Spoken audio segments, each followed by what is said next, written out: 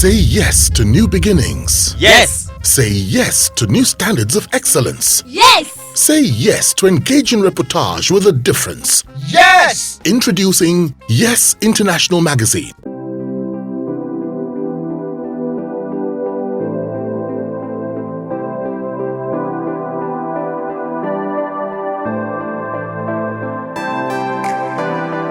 Now, what do you like most or best about being an OAP? I think the most important thing is your freedom, your confidence. That you're talking and then people are listening. One thing I like is about my work is it gives me the opportunity to be friends with people. You know, people actually respect what I say. They listen and then they respect it, and then they take it. So I think these are some of the qualities that I like to. Whenever you talk, people, yours said, and the thing is, yours said, it is with me. You understand? Yeah. So what don't you like about being an on-air personality? Sometimes I just want to just be myself and just move around. You know, sometimes I just move around and then I don't even want people to even say, yo, just allow me to be. You know, every time I'm human too. And then sometimes people fail to understand that as a human being, you also have challenges, you have problems and all. Poverty is so much in the country that people believe that you have hundreds of millions. They look at you with the eye that they look at people that press computer and then politicians. They look at you with that eye and then they expect that you have so much money packed up somewhere and then you are refusing to give it. So some of those things I don't like. A lot of them tend to forget that these presenters are also salary earners, like every other person, like a banker or an accountant. So you tend to forget these things. And then at the end of the month, I earn a salary. So sometimes I really don't like the fact that the name is big, and then I'm not into the type that go to Hill Rankadede to collect envelope to come and say what is not, that I'm ready to sell my conscience. Like we see most of these our people behave this way. I am not one of them. So I feel hot. I feel hot when I am confronted with such and then you assume XYZ. So that's one part I don't like. Just take me like a normal human being.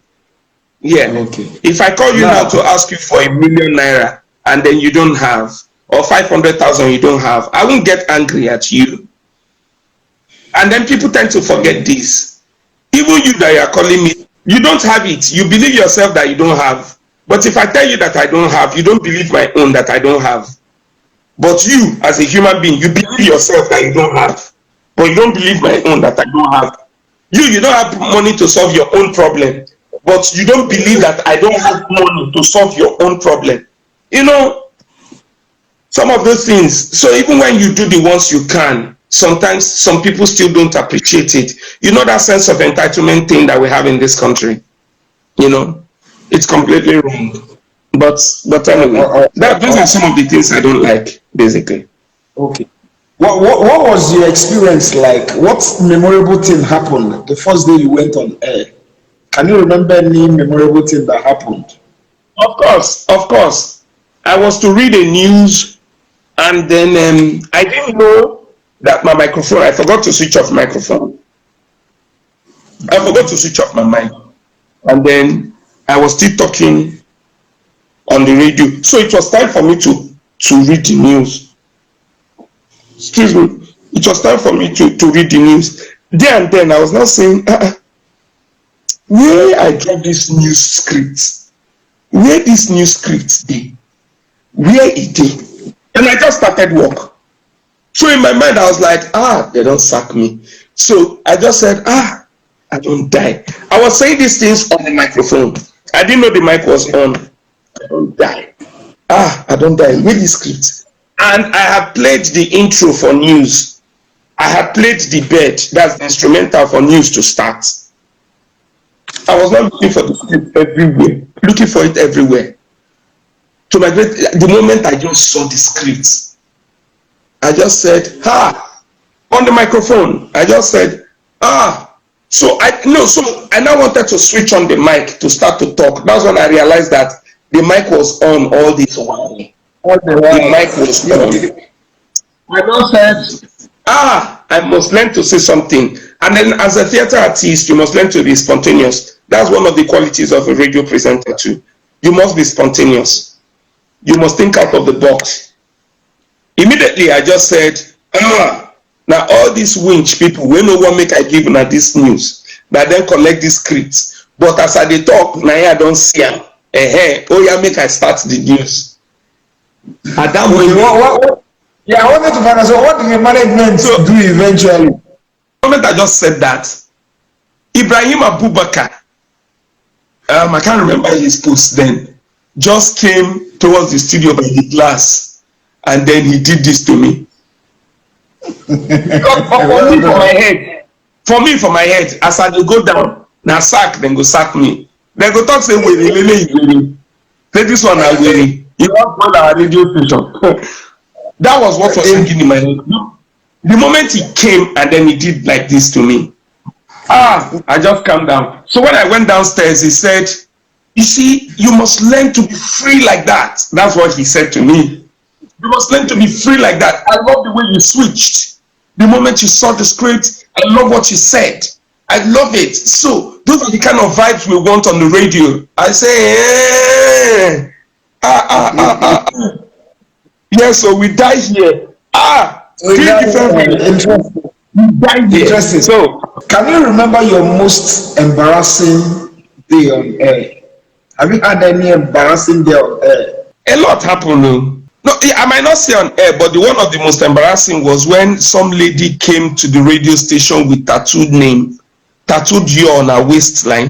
I don't even know where she is because I later told security guys to send her away.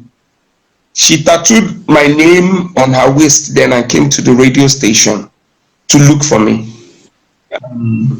But then for radio, my brother, they talk as a bill.